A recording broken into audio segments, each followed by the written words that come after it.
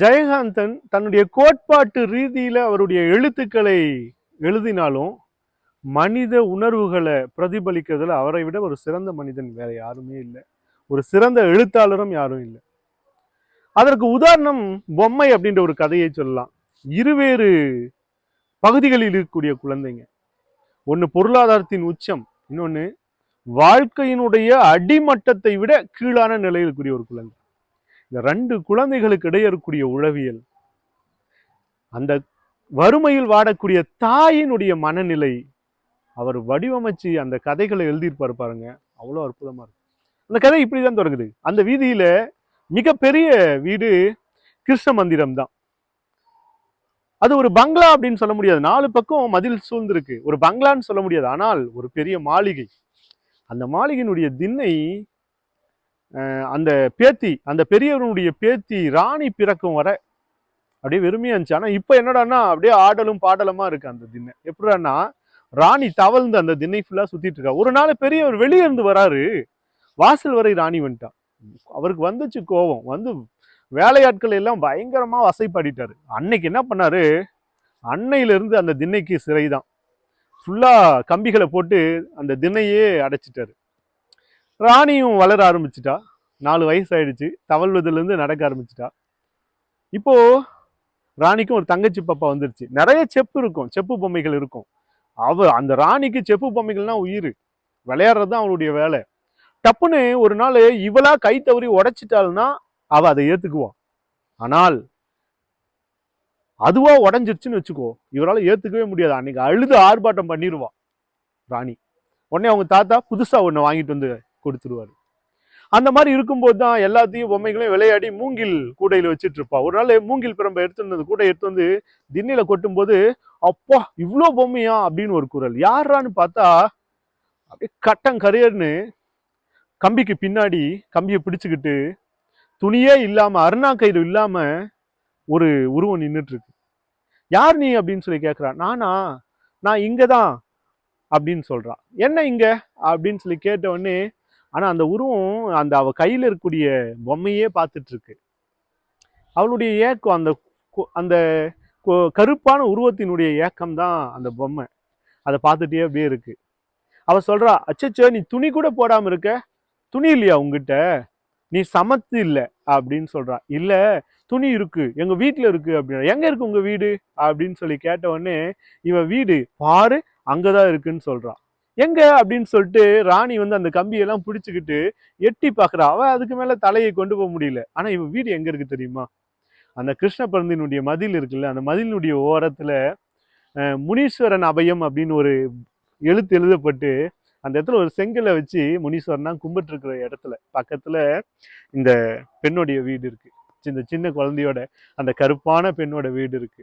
அந்த வீடு எப்படிப்பட்டது தெரியுமா, ஒரு பா வடிவத்துல 2 ஆணி அடிச்சிருக்காங்க.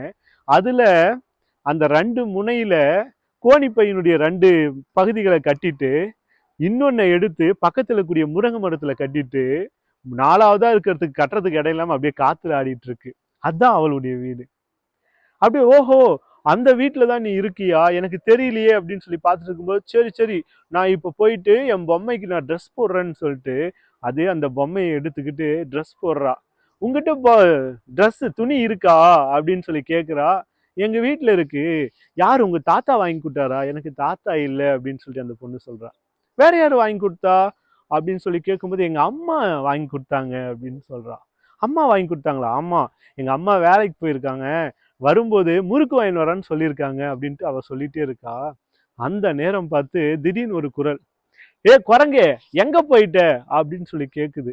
அம்மா நான் இங்கதான் இருக்கேன்னு சொல்லிட்டு அந்த பொண்ணு சொல்றா. அந்த கோணிப்பை வீட்டுல இருந்து ஒரு குரல். இவ வேகமா ஓடி போறா. அம்மா அம்மா எனக்கும் ட்ரெஸ் போட்டு விடுமா, எனக்கு அசிங்கமா இருக்கு, அந்த பாப்பா நல்ல ட்ரெஸ் போட்டு என்ன ட்ரெஸ்ஸே போடலன்னு சொல்லி பேசிட்டு இருக்கா, எனக்கும் ட்ரெஸ் போட்டு கொடு அப்படின்னு. அதுக்கு அந்த உருவம் சொல்லுது, அந்த அம்மா சொல்றா. அந்த அம்மா வேற யாரும் இல்லை, சிவகாமி. அந்த பொண்ணோட பேரு சிவகாமி. அந்த அம்மா என்ன சொல்றாங்கன்னா, இருக்கிறதே ஒரு கிளிசல் தான் இருக்கு, அதை போட்டு விட்டா அதை ஃபுல்லா நீ அழுக்கு பண்ணிருவியே, அப்புறம் வேற என்ன துணி இருக்கு அப்படின்னு சொல்லி கேட்டுக்கிட்டு, வா வந்து கஞ்சி குடி அப்படின்னு சொல்லிட்டு அவளுக்கு கஞ்சியை கொடுக்குறா. ஆனா இந்த பொம்பளை இருக்கால்ல, அந்த அந்த பாப்பா சிவகாமியுடைய அம்மா தான் இவ பக்கத்துல அந்த தெருவோட மூலையில ஒரு கட்டட வேலை நடந்துட்டு இருக்கு. அந்த கட்டட வேலையில இவ சித்தாளா வேலை செய்யறா. கொஞ்ச நேரம் பக்கத்துல இருக்கிறதுனால மதியத்துல இங்க வந்து போயிட்டு இருக்கா.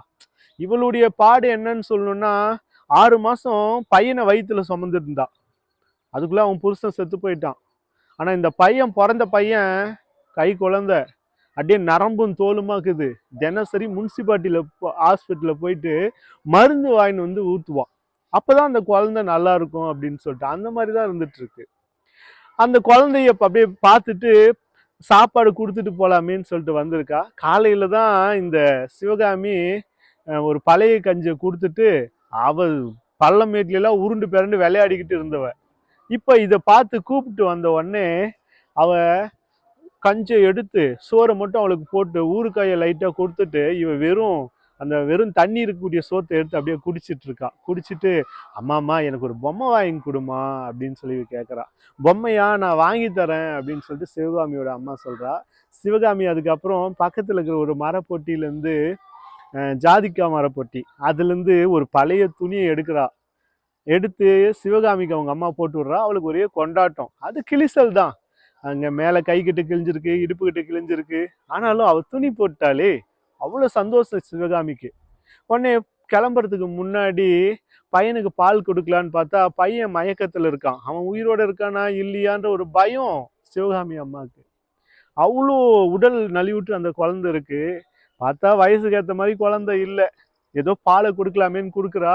அவங்ககிட்ட மூச்சு மட்டும்தான் போயிட்டு வந்துட்டு இருக்கு. ஐயோ சாமி, என் புள்ளைய விட்டு இப்ப வேலைக்கு போகணுமா போகக்கூடாதா, முனீஸ்வரா நீ தான் எனக்கு துணை அப்படின்னு சொல்லிட்டு அவ வேலைக்கு போறா. பார்த்துக்கோ, அந்த பாப்பா கிட்ட நிறைய பொம்மை இருக்கலாம், அவங்க நல்ல துணியெல்லாம் போட்டிருக்கலாம், ஆனா நம்ம கிட்ட இதுதானே இருக்கு, நம்ம தம்பி தான் இருக்கான், தம்பி கூட நீ விளையாடுன்னு சொல்லிட்டு அந்த சிவகாமியோட அம்மா வேலைக்கு போயிடுறா. இவ தம்பி கூடயே கொஞ்ச நேரம் அப்படியே பாக்குறா. டப்புன்னு கிருஷ்ண மந்திரம் இருக்குல்ல, அந்த வீட்டை நோக்கி ஓடுறா. அந்த பாப்பா உட்காந்து விளையாடிட்டு இருக்கா ராணி. ஏய், நீயும் ட்ரெஸ் போட்டியா? நானும் ட்ரெஸ் போட்டேன், எங்க அம்மா போட்டு விட்டுச்சு அப்படின்னு சொல்றா. யாரு? இந்த சிவகாமி சொல்றா. அப்போ உள்ள இருந்து ஒரு சத்தம் வருது, தம்பி பாப்பாவை குளிப்பாட்டுறாங்க அப்படின்னு ஒரு சத்தம். இவ என்ன செய்யறா, கொஞ்ச நேரம் விட்டு மதிய நேரம் ஆயிடுச்சு, எல்லாரும் அந்த வீட்டுல தூங்கிட்டு இருக்காங்க. நம்ம சிவகாமி அந்த கம்பியை வச்சுட்டு அந்த பொம்மைங்களை எல்லாம் பார்த்துட்டு இருக்கா. திடீர்னு ராணி என்ன செய்யறா, இறங்கி போயிட்டு உள்ள இருந்து ஒரு சின்ன பாத்திரத்துல தண்ணியை கொண்டு வந்து இவகிட்ட இருக்கு இல்லையா அந்த பொம்மை, மண் பொம்மை, அதை குளிப்பாட்டுன்னு சொல்லி குளிப்பாட்டுறா. கொஞ்ச நேரம் குளிப்பாட்டியே இருக்கா. குளிப்பாட்டி முடிச்ச உடனே இன்னொரு சொம்பு தண்ணி ஊத்துறா. அந்த பொம்மை மேல இருக்கக்கூடிய கலர் எல்லாமே போயிடுது. ஒரே அழுக. ஐயோ, அந்த பொம்மையை இப்ப அந்த உருவம் எல்லாம் மறைஞ்சு போனதுனால ராணி அழ ஆரம்பிக்கிறா. இதை பார்த்த உடனே சிவகாமிக்கு பயம் வந்துட்டு குடு குடு குடுன்னு தான் இதை நோக்கி ஓடிடுறா, அந்த குடிசையை நோக்கி. அந்த இடத்துல கோணிப்பை குடிசையை நோக்கி ஓடி போயிட்டு உள்ள உட்கார்றா. தம்பி தூங்கிட்டு இருக்கான். தம்பியை கொஞ்ச நேரம் பாக்குறா. பார்த்துட்டு அப்படியே தம்பியினுடைய கன்னத்தை, அவனுடைய முகத்தை எல்லாம் வருடுறான். அந்த பையன் ஒரு மயக்கத்துல இருக்கிற மாதிரி அப்படியே நெளிறான். ஆனா இவளுக்கு அது சந்தோஷமா இருந்து அப்படியே செஞ்சுட்டு இருக்கான். அதுக்கப்புறம் என்ன நினைக்கிறான்னு தெரியல, அவன் தம்பியை தூக்குறான். தம்பியை தூக்கி பக்கத்துல 3 கல்லு மேல ஒரு பானை இருக்கு, அதுல தண்ணி இருக்கு. அந்த தண்ணிய ஒரு டப்பாவில் எடுத்து அப்படியே தண்ணி படாம அந்த பாயை மடிச்சு வச்சுட்டு தம்பியை தன் கால் மேல போட்டுக்கிட்டு அவனுக்கு எண்ணெய் தேய்க்கிற மாதிரி கையில கொஞ்சம் தண்ணியை ஊற்றி அவன் தலையில அப்படியே தொடச்சி விடுறா. அப்புறம் உடம்பெல்லாம் கொஞ்சம் கொஞ்சமா தண்ணி ஊற்றி தொடச்சிடுறா. அப்படி தொடச்சி விடும்போது அந்த குழந்தை அப்படியே எம்புது, மூச்சு முட்டுது, அதனுடைய வயிறெல்லாம் உள்ள போயிட்டு அப்படியே வெதும்புது, அது மூச்சு விட முடியாம. சரி, ஒன்றும் இல்லை, சரியா போயிடும்னு சொல்லிட்டு சிவகாமி ஒரு டப்பா தண்ணி எடுத்து அந்த குழந்தைக்கு அப்படியே கொஞ்சம் கொஞ்சமா ஊத்துறா. அந்த குழந்தையால முடியாம, ஏற்கனவே உடல் நலிவுற்ற குழந்தை இல்லையா, அப்படியே முடியாம கொஞ்ச நேரம் 2 டப்பா வரை அது தம் கட்டுது. 3வது டப்பா ஊற்றும் போது அதுக்கு உணர்வே இல்லை, அப்படியே படுத்துட்டு இருக்கு. இவ தம்பி ஏத்துக்கிட்டானாட்டிருக்குன்னு தண்ணியை ஊத்தி அந்த பையனை குளிப்பாட்டி அழகா அப்படியே படுக்க வைக்கிறா.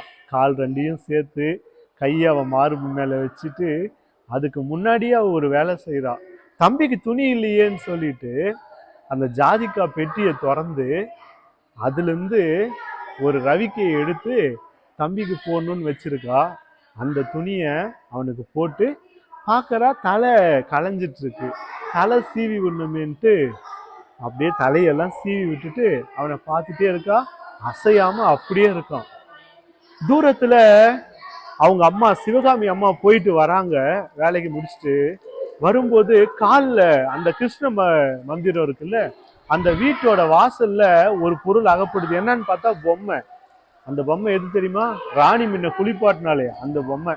கோவத்துல தூக்கி அடிக்கும் போது அந்த பொம்மையோட கால் உடஞ்சிட்டு இருக்கு. ஆனாலும் இதை பார்த்த உடனே சிவகாமி அம்மாவுக்கு தம் பொண்ணு பொம்மை கேட்டாலேன்னு சொல்லிட்டு அந்த பொம்மையை எடுத்து மடியில கட்டிக்கிட்டு அப்படியே வேக வேகமா வராங்க. அம்மா வர பார்த்தோன்னே சிவகாமி ஓடுறா. அம்மா அம்மா, தம்பி அசைவே மாட்டேன்றான், அப்படியே படுத்துட்டே இருக்காமா. ஆனா ராணி வீட்டு பொம்மை மாதிரி தம்பி கரைஞ்சு போல அப்படியே இருக்காமா அப்படின்னு சொல்றா. அவங்க அம்மா போயிட்டு பாக்குறாங்க, அந்த குழந்தை இறந்து போயிட்டு கிடக்குது. அந்த குழந்தைய பார்த்து ஐயோ அப்படின்னு சொல்லி கத்தி அழுறாங்க. ஆனா இது ஒண்ணுமே புரியாத போல ராணி பாக்குறா. ஆனா அவ கண்ல இருந்து எப்போ கண்ணீர் வரும் அப்படின்னு சொல்லிட்டு சிவகாமிக்கு தெரியல. சிவகாமி அப்படியே பாக்குறா அவங்க அம்மா அழுறத.